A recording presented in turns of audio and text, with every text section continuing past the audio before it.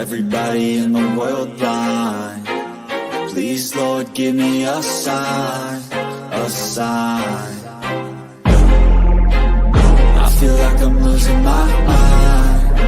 Is everybody in the world blind? Please, Lord, give me a sign, a sign. I wanna be the greatest. Everybody on the fake shit. I look around and feel like everybody is the fakest. I make this every day and I'm impatient, hoping one day I blow up from the basement. Statement, the top is so vacant. I don't hear shit that I think is amazing. Waiting for my day when I'm playing sold out shows for 1,000 faces. Hey, give me that crown, get in my way and to be put down. It ain't your place, all this my town. If I want that shit, then I'll get it right now. I'm losing it, the noose it fits. I'm losing shit, a stupid myth. You choose to live or choose to dip. You choose to fight or lose your grip and lose a gift. I feel like I'm losing my mind. Is everybody in the world blind? Please, Lord, give me a sign, a sign. I feel like I'm losing my mind. Is everybody in the world blind? Please, Lord, give me a sign, a sign. Yeah. There's no mercy in this world, just hunger-thirsty persons in different versions. Each new update, that shit worsens. Why? Pull back the curtain and you'll see the different vermin. We all have different burdens that all seem to cause disturbance. Yo, so do me a favor, don't treat me like a neighbor. Don't need the different flavors of your problems just to savor. I've got my own issues, I need a comb to get through. Don't need to groan with you, just go get your own.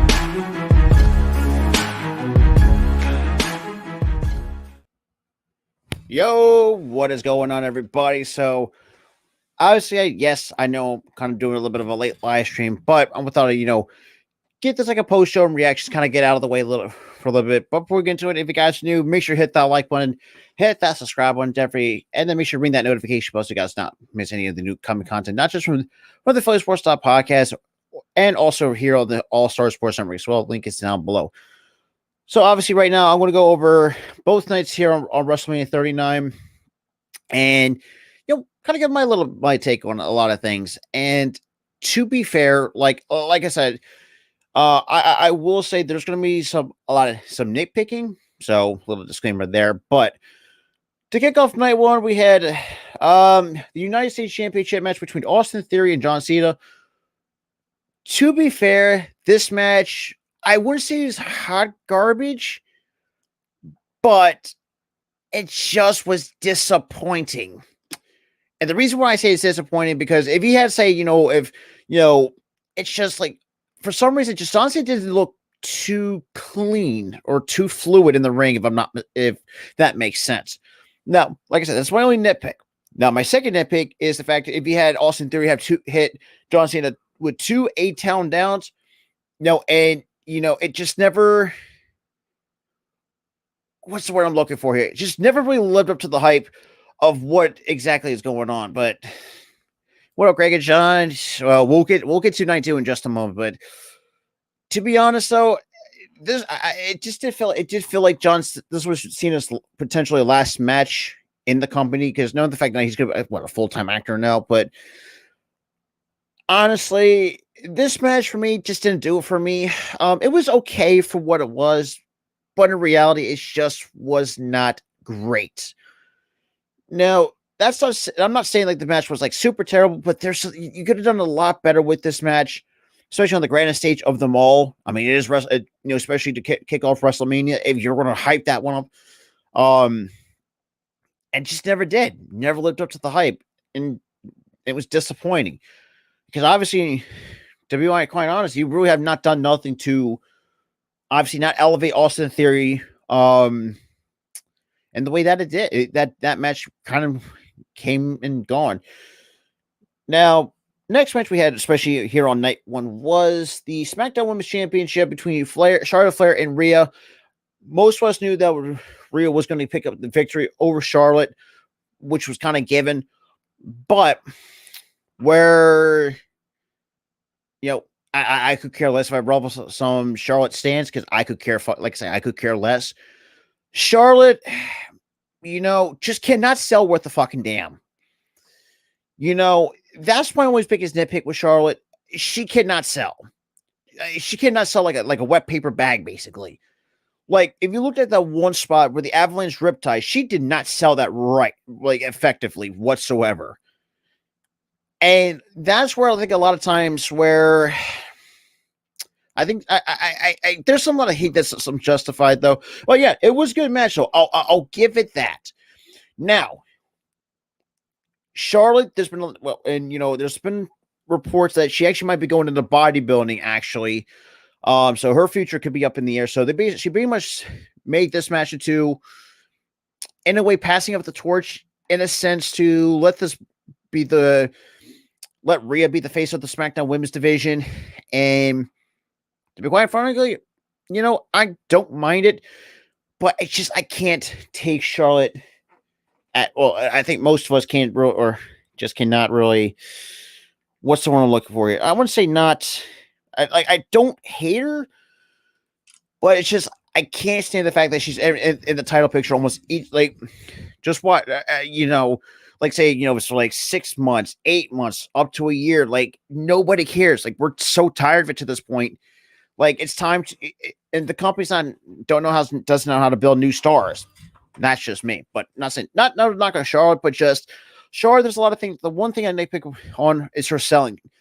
She cannot sell a move effectively to save her life.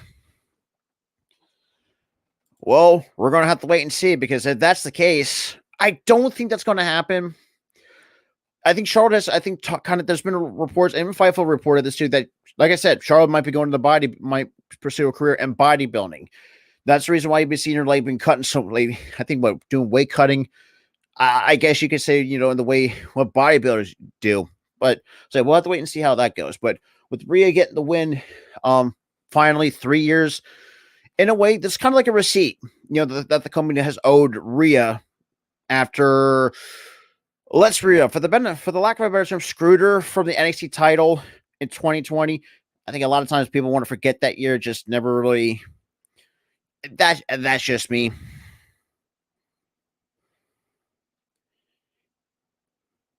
But that's just, and sometimes, but that, like I said, that's the way I look at it. But well, we'll see how Rhea does now, being which was likely the new face of the women's division, regardless. But next match, but the main event was a tag team title match. We'll get to in just a moment. So the next match we had, well, let's put the 6-woman tag match. For me, that's what brought the night, I guess would say, was the most underperforming match on the card. Becky Lynch, Lita, Trish Stratus taking on Damage Control. For the love of God, I could care less.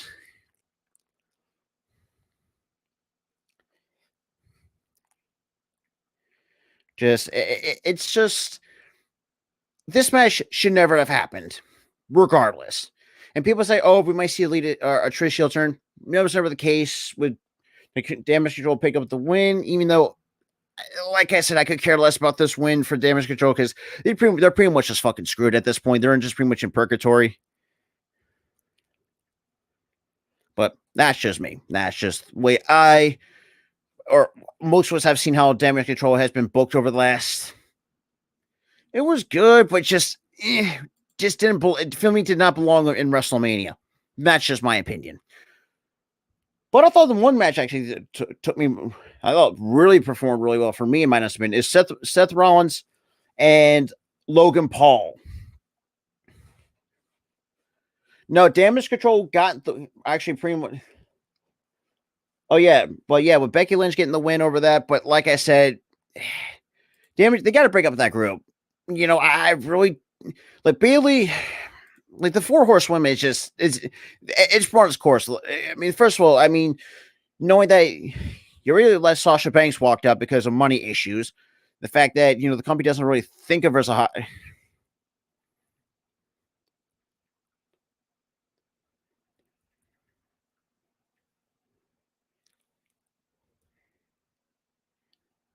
But yeah. But then again, though, WWE marks are just fucking ridiculous sometimes. Yeah.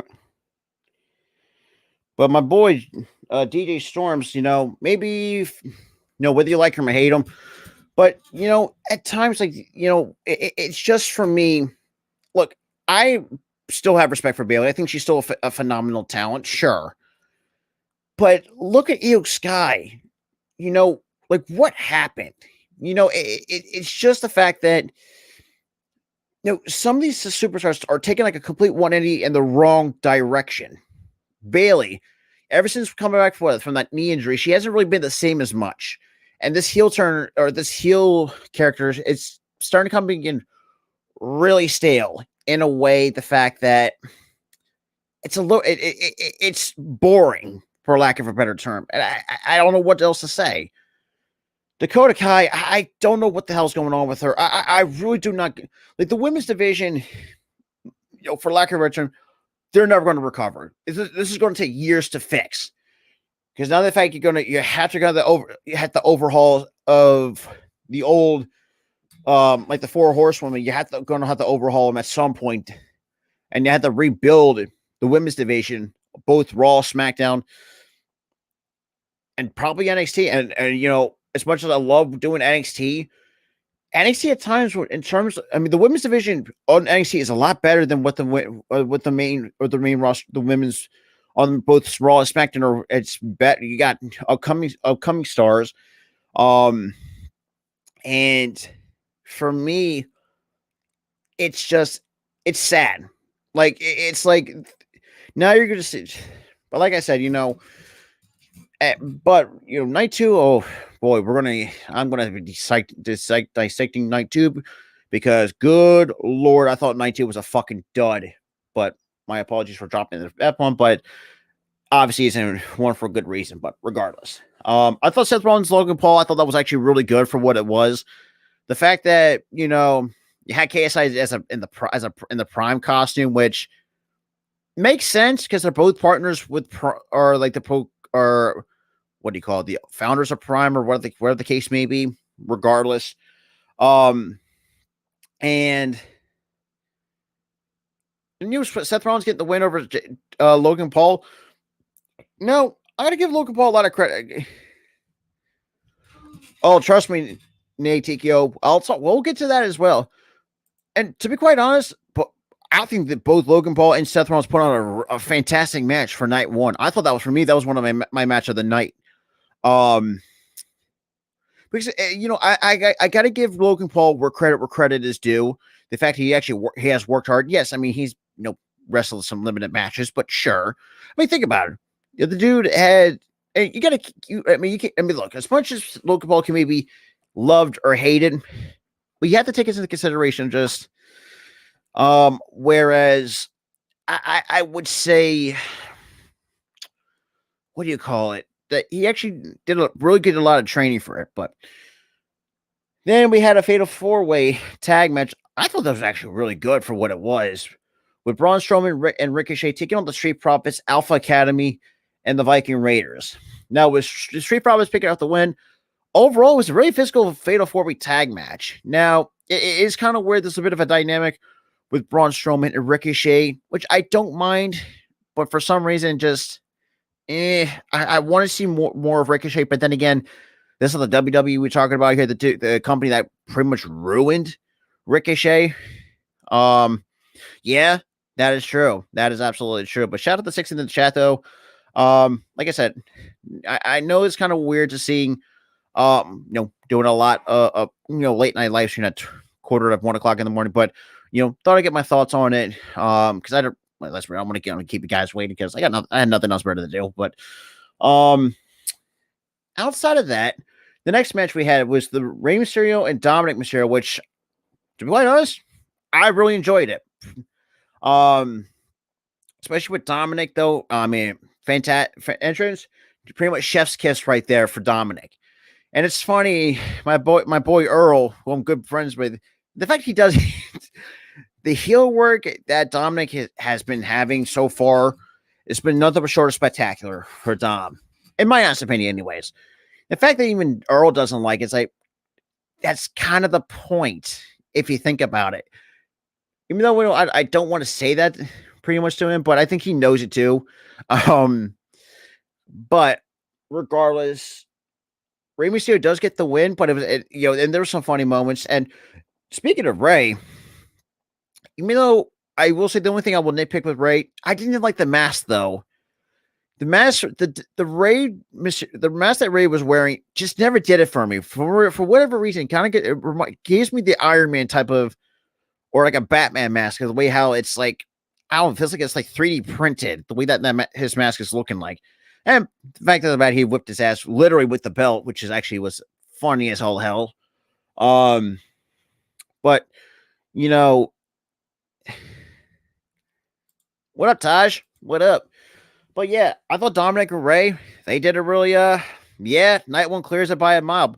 Like I said, we'll get to night two in about a minute or so, but because I want to continue.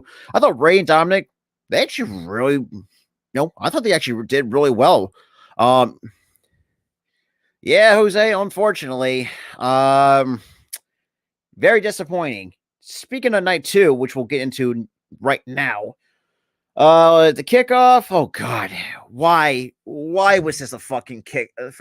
Like, why was this even on the card in the first place? Thank God I fucking missed this match because I was at work. Brock Lesnar almost, but Brock Lesnar getting the win in 5 minutes. Thank fucking Christ, because that is so fucking. I don't get it. I just never really understood it for me. That is just me. But regardless, Brock Lesnar gets the win. Pretty much just beat him in 5 minutes. For good fucking riddance. And unfortunately, we get another dud on the card, which is the women's fatal 4-way tag team match. And quite frankly, I could care less for this match. In a way, to be honest, I could care less about this match. There's no hate to Liz Morgan or Raquel Rodriguez. I think there's Jose Perez. I didn't really mind WrestleMania Night 1. I really enjoyed because I thought the card was actually great. It was great. But just as a whole, though, it felt like so half-ass. If you put these two nights together, like it's so half-baked. Like the last few WrestleManias, like when was the last time we ever had a really good, well-produced show that is WrestleMania? I mean, the one I can think of was WrestleMania 25 when it was back in Arlington. It's like the pay-per-view quality in terms of the matches, for me, just been kind of going down. The Royal Rumble was I wouldn't say it was god awful, but it was just it was just subpar for me. The elimination chamber, fantastic. Like I said, that probably in the Brock match should never have happened in the first place. That's only my nitpick with that, but we're way past that. After that, with Ronda Rousey and Shayna, I feel like Shayna's getting held back for. Yeah, WrestleMania 25 for me, I thought was one of the better, well-produced pay-per-views that the company's ever put on. But ever since then, it's like it's been going down in terms of the quality. Now, I mean, yes, outside of 2020, and that was not something we want to forget. Regardless, but yeah, with Ronda Rousey and Shayna picking up the win over Liv Morgan and Raquel, Natalya and Shotzi, Chelsea Green and Sonya Deville. To be quite frankly, this match can go fucking die in the fire, for lack of a better term. Because Shotzi, I think she deserves better elsewhere, because she's been looking like a complete fucking joke. Chelsea Green, since coming back, looks like a complete fucking joke. Liv Morgan, she's okay in terms of the run she's had, but not really doing it for me. And I love Liv Morgan to death. I'm a huge fan of hers. And Raquel Rodriguez, man, super talented. It's just with Ronda being in this company, she is holding some of these women back. And it is what it is. you know, and it's sad, man. I really think, you know, this company could be better off without Ronda, could be better without Brock, Omos. Because first of all, the fact that he even brought in Omos was fucking ridiculous. If that was the case, in my honest opinion. And it's funny, you know. I think these diehard WWE marks to ones like with how everything is going on, especially with night 2 with Cody Rhodes losing. And it's funny where, well, one dude I'm clapping back at, obviously doesn't really get the better picture, because the fact that, look, AEW may not be perfect. I'll get a little bit off a tangent right here. In my honest opinion, I'm going to go a little bit off a tangent. With AEW, though, yeah, what company does not have its flaws? WWE, well, I mean, you can see the flaws really each and every week, no matter if it's Raw, SmackDown, maybe NXT if you're lucky. But every wrestling promotion has its flaws. Sure, no company is perfect. Now, I've actually put this on my Twitter too, because me and my buddy Tyler, we express this. Oh God, what's the word I'm looking for here? Someone let me know, because I can't think of the word right now. I think we were disgusted. Is the word I'm looking for. We were disgusted. But like I said, we'll get to that main event in just a moment, because we still got to go with a few matches here on the card. Like I said, going back to that tangent I was going on with AEW, though, if you look at the show quality, there are times like they're not bad shows, and it's funny the fact that if you compare the shows from AEW Dynamite to the Raw and SmackDown, pretty much AEW's pretty much got better production. Because if you think about it, Raw and SmackDown's been fucking hit and miss the last handful of weeks, and it's been the build to the biggest show of the year, which is WrestleMania 39, has been fucking lackluster. Think about it. Bianca Belair and Asuka. Asuka's train is looking like a complete fucking joke. The Cody Rhodes and Roman, that booking the build was piss poor. Same with, I guess you could say the same thing with Rhea and Charlotte.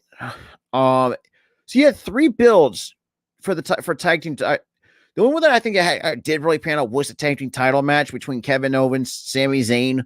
I thought that actually was built really really nicely. Yeah. It should be coming out soon.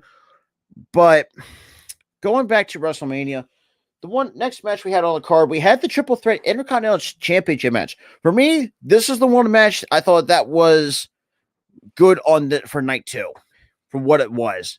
With Gunther, Sheamus, Drew McIntyre, with Gunther retaining. Now, I think a lot of people want to see Sheamus finally become a Grand Slam champion, because the other Grand Slam champion we saw here on WrestleMania was Kevin Owens. Kevin Owens is finally a Grand Slam champion after holding the United States Championship, the WWE Championship, the Tag Team Championship, and I think also the Intercontinental Championship as well. I really liked how they did with Kevin Owens and Sami Zayn. Now, granted, I think one episode of SmackDown when the action breaks, I think they kind of a little bit rushed it, because I think they were like less than 2 weeks out before WrestleMania, before night 1 of WrestleMania.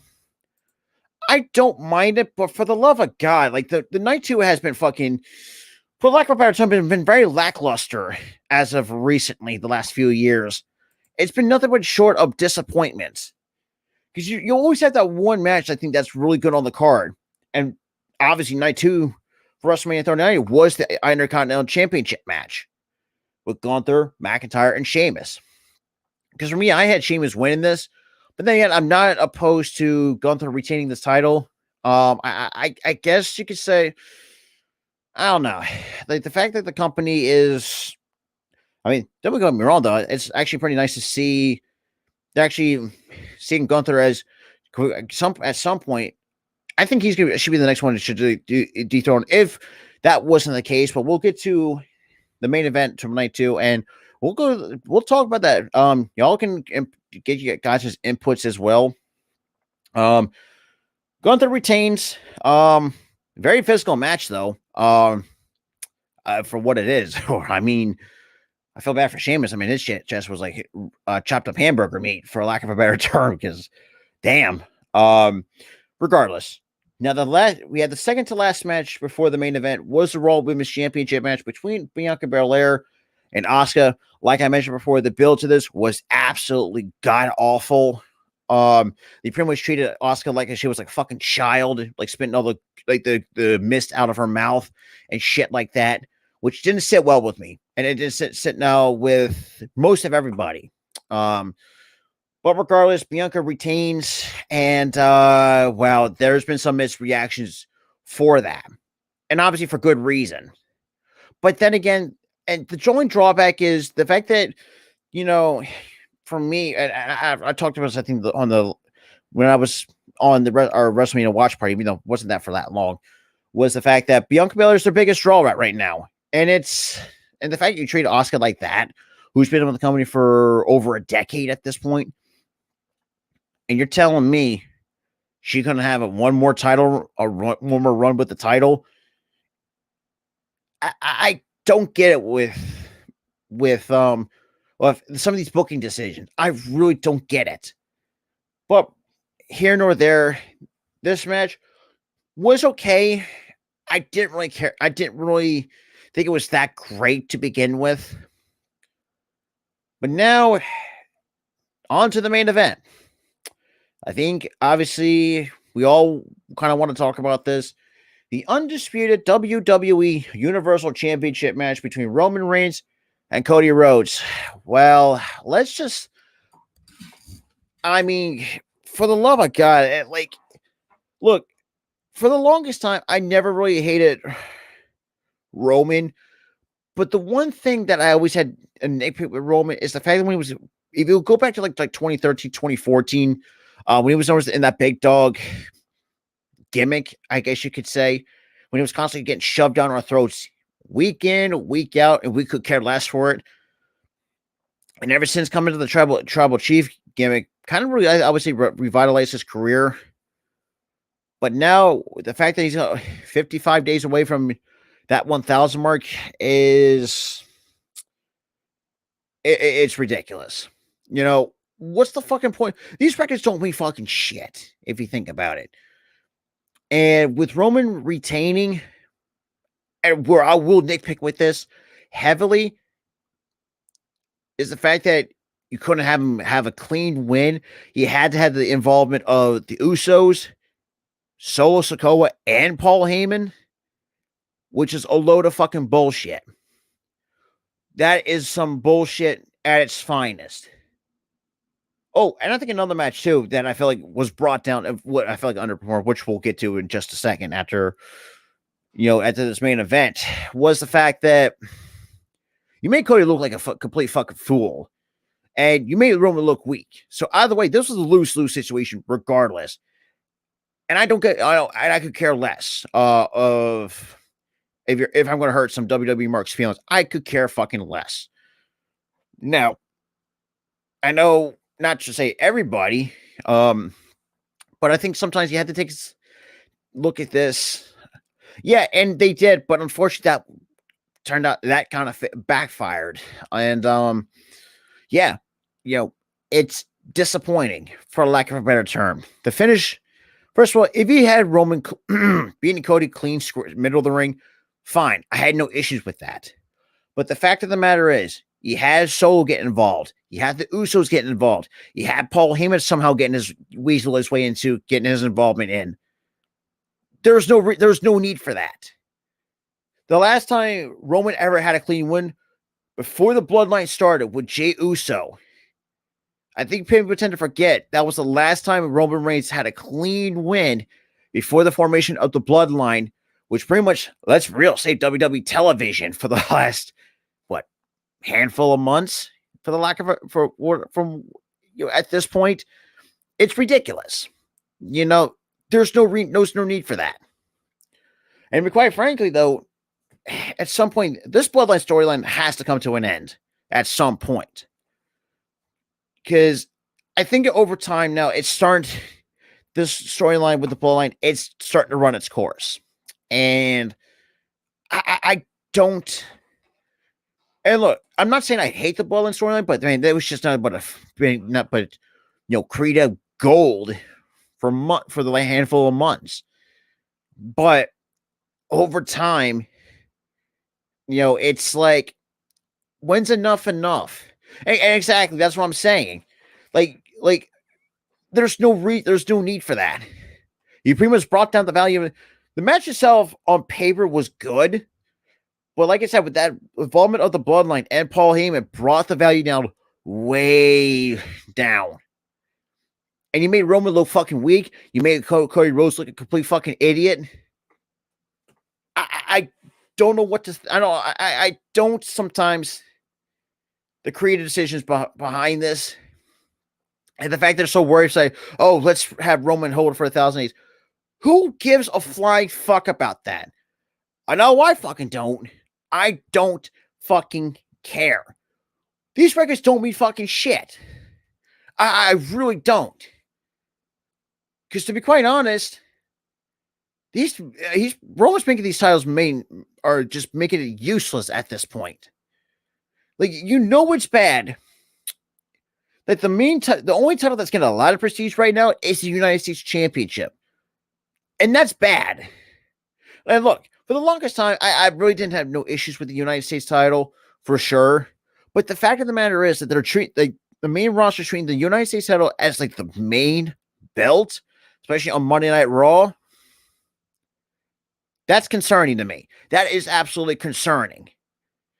The IC title, I mean, give a lot of credit to Gunther, though. But at some point, though, man, they're going to have to. If I were the case, though, I would say pull the trigger on Gunther to move up to the main event scene. I think the dude's more than ready to go into the main event scene. Let someone else have a run with the IC title. Now, granted, the design itself, I could care less for it. It's not my all-time favorite, but it's decent, but not where it's not eye-appealing. Is basically what I'm saying. But like I said, the finish of this was very disappointing. You had Roman just pretty much look weak with the Bloodline involvement, which should never have happened. Because I think Roman, without that, because that's the thing too. I think the company's really trying to make Roman look weak because, like, you can't win on his own, which is a load of fucking crap. But that's just me. Like I said, I'm not hating on Roman, but it's just like he's just a good talent that should have won the. Like, if he was winning on his own, sure, I had no issues with that. Square, like, clean, dead center of the ring, easy 1, 2, 3, be done with it. Oh, absolutely. And to go on with that, it should be like the downs. I would say, in a way, be the hopefully the downfall of the Bloodline. Now, the one match I feel like I forgot, and I completely forgot to skip. I skipped over this one.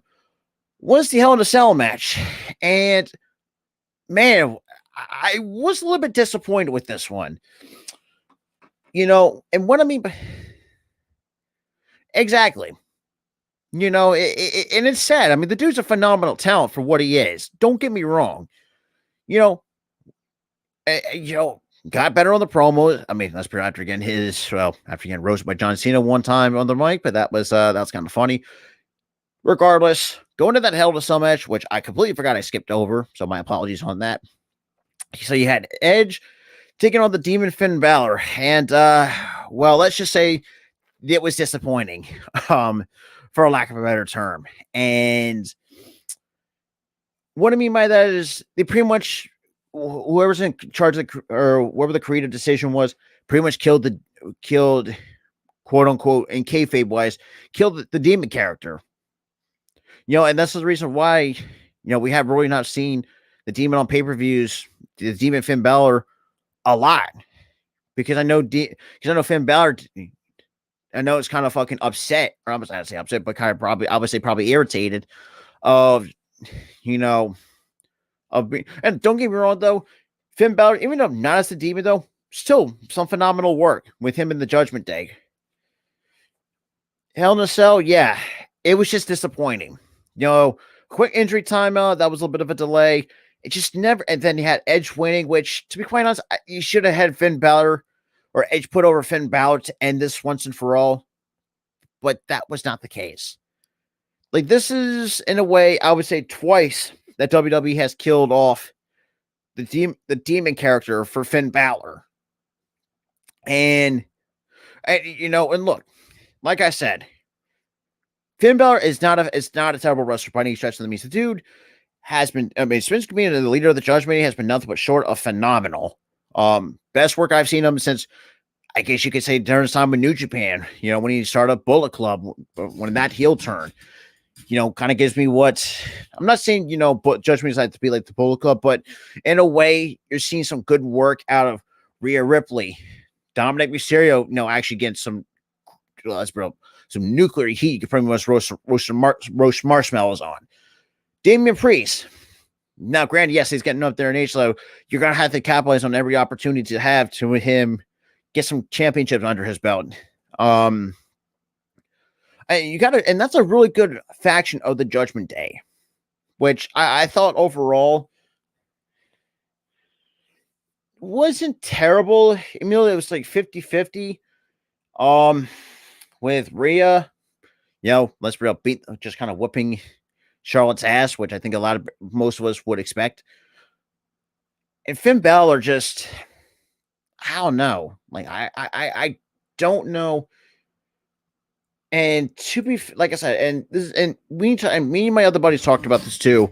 Once before, since we're getting towards here on the finish line, kind of go over some reactions and stuff like that. And not just reactions, and a little some discussions, in not just for WWE, but in a way,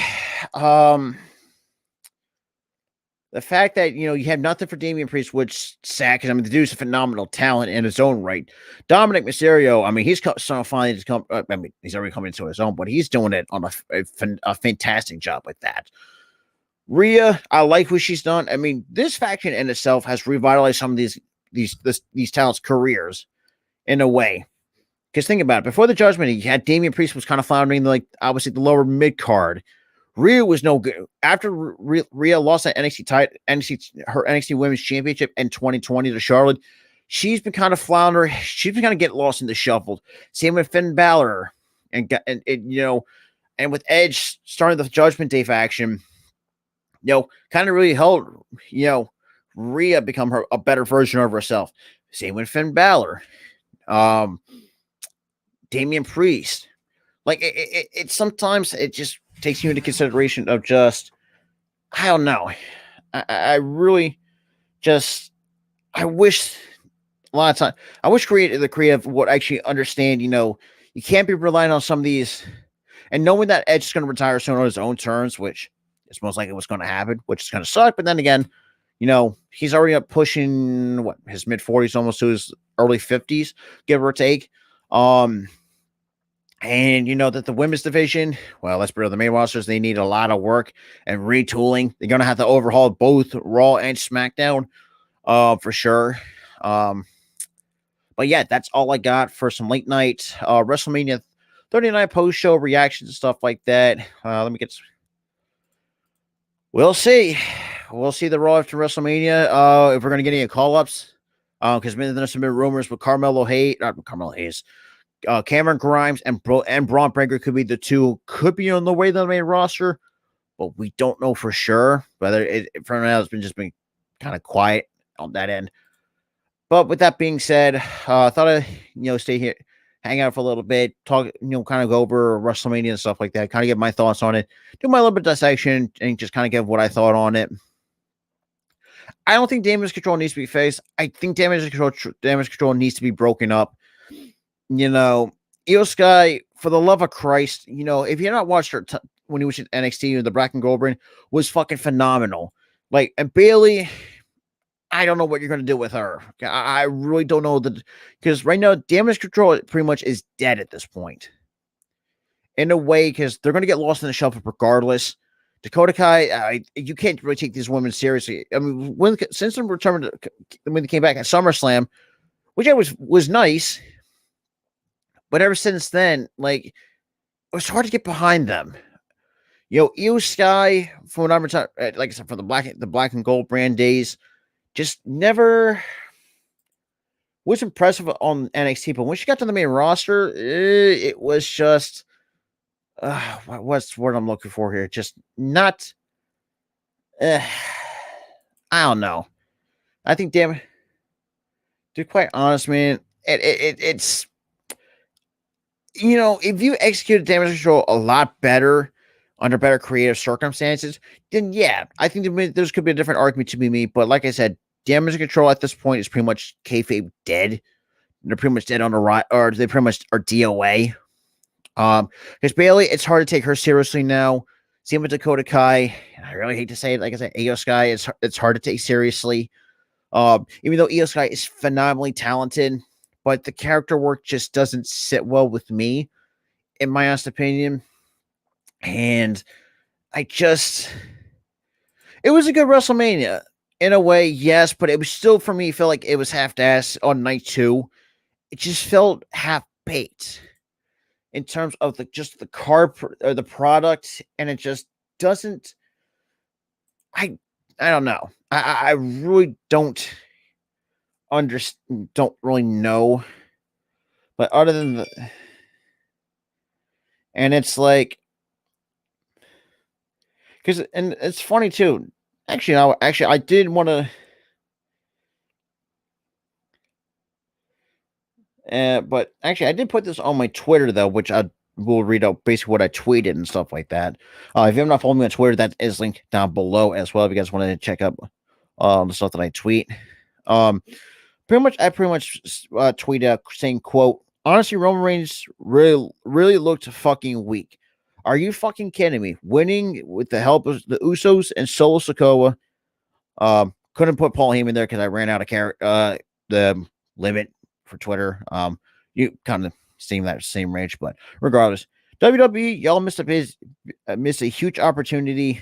Hashtag WrestleMania, hashtag WWE, and rightfully so. They fucked up big time with Cody Rhodes, and me and Tara talked about this too.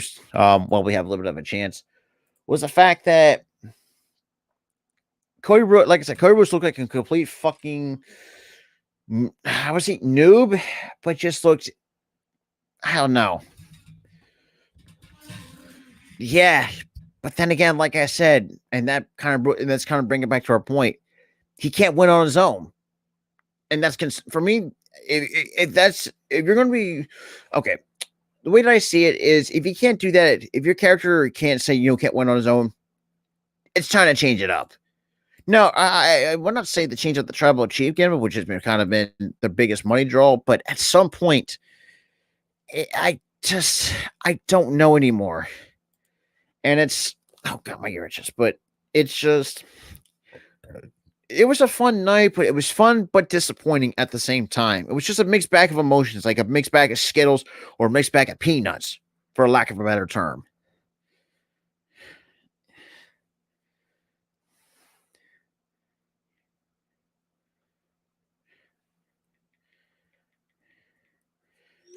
But yeah, and it's just like, it kind of gets you thinking, like, when is enough at this point? It really is, but I don't know. Sometimes it makes you want to wonder what's next. Who's next for Roman? The only one who had to get a clean pin on him was Baron Corbin, and well, let's just know how that turned out. Like I said, hopefully the Raw after WrestleMania does not turn out to be absolute dog shit. Because we know that Raw has been hit and miss the last handful of months. Same with SmackDown. I really hate to say that, because SmackDown usually most of the time has been better as of recently, or in sometimes maybe in the span of a month and a half, 2 months maybe. Like I said, I really don't know at this point. I wish I wish just it really pisses me off sometimes. It really does. And it's sad. I like some of the talent on this roster, but they're not doing nothing for them. NXT, I've been doing a lot of watch parties with NXT. The writing of it, the shows itself is not terrible. I mean, they got some good, like I said, the talent is much better on NXT than it does on the main, especially the women's division. The men's, though, yeah, I mean, you can make an argument, because, I mean, there's some good men good male superstars on both Raw, SmackDown, and NXT. But in terms of the women's wrestling, I'm sorry, but NXT just has better women on the roster. I mean, they got some upcoming stars like Sol Ruka. Now they have Indy Hartwell finally capturing the NXT Women's Championship, even though she was another one I felt like kind of got lost in the shuffle for a little bit. Roxanne Perez, I really enjoyed what she had as NXT Women's Champion. And outside of that, I mean, fantastic work on the independents, even in Ring of Honor. But NXT, ever since trying to go back to the black and gold brand, they have had a hard time recovering from being NXT 2.0. And obviously, for those who don't been living under a rock, Bruce Pritchard and Vince McMahon pretty much killed NXT. And it's sad. Even though I like the talent that they have, it's just been not great. Not great at all. But like I said, I'm not going to go any further, but appreciate everyone who came in. If you guys are new, appreciate you hit the like button, hit that subscribe button. Hope everyone enjoyed WrestleMania.